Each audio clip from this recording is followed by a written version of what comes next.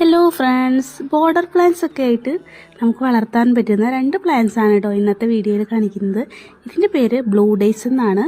നല്ല ഭംഗിയാണ് ഇതിൻ്റെ പൂക്കൾ കാണാനായിട്ട്. നീല കളറിൽ ഉള്ള പൂക്കളിൽ നടുക്കൊരു വൈറ്റ് കളർ പോലെയാണ് വരുന്നത്. ഇതിൽ പൂക്കൾ ഉണ്ടാവുമ്പോൾ നിറയെ ഇങ്ങനെ ഉണ്ടാവും. ഓരോ ദിവസം ഇങ്ങനെ പുതിയ പൂക്കളാണ് വിരിയുക. പിന്നെ ഇതിന് അത്യാവശ്യം നല്ലോണം വെള്ളം വേണ്ടുന്ന ഒരു ചെടിയാണ്.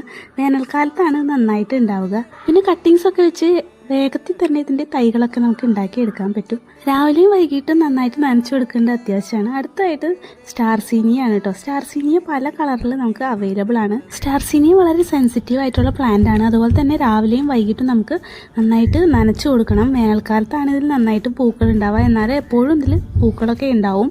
പ്രൂണിങ് ഇടയ്ക്കിടയ്ക്ക് ചെയ്ത് കൊടുക്കണം.